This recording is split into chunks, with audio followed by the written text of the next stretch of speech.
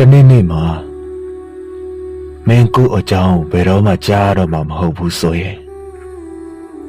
ဒါလေးတော့ပြောပြချင်ပါတယ်မင်းကိုမှရှိတဲ့အရာအလုံးနဲ့ပုံအောပြီးတော့ချစ်ခဲ့ပါတယ်ဘသူ့မှမပေးဘူးတဲ့မေတ္တာရည်နဲ့ကိုဘဝတွေကဦးစားပေးနေရမှာပါထားခဲ့ပါတယ်မင်းမမြင်ခဲ့ပေမဲ့လို့ပေါ့တခြားသူတွေကို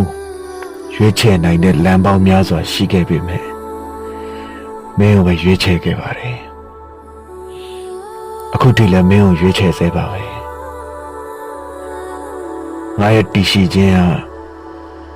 မင်းအတွက်ငြိမ်းချမ်းမှုမရနိုင်ဘူးဆိုတာရဲ့ငါရဲ့ချစ်ချင်းမြတ်တာမင်းအတွက်ဘယ်တော့မှမလုံလောက်နိုင်ဘူးဆိုတာရဲ့ကိုနားလည်ရလိုက်တဲ့အတွက်အမင်းထပ်ပြီးတော့မမျော်လင့်တော့ပါဘူးအမှန်တရားကိုတတိရှိရှိနဲ့လက်ခံလိုက်ပါပြီရုံးနေရတဲ့မင်းလက်ကလေးနာကျင်နေမှာစိုးလို့ကိုလှုပ်ပေးလိုက်ပါပြီအကယ်၍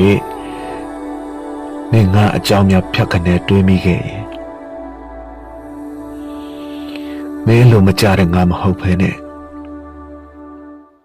မင်းချစ်ခဲ့ဘူးတဲ့ငါမင်းနဲ့အတူရှိမောဘူးခဲ့တဲ့ငါမင်းသိမှတ်ပြုခဲ့တဲ့ငါကိုပဲမှတ်မိပါစေလို့ဆုတောင်းမိပါတယ်ခေါ်ခွင့်မရှိတော့တဲ့နန်းစားလေးကိုရေရွရင်နှလုံးသားရဲ့တတောင့်တနေရာတော့ငါမပေးနိုင်တဲ့ပျော်ရွှင်မှုတွေ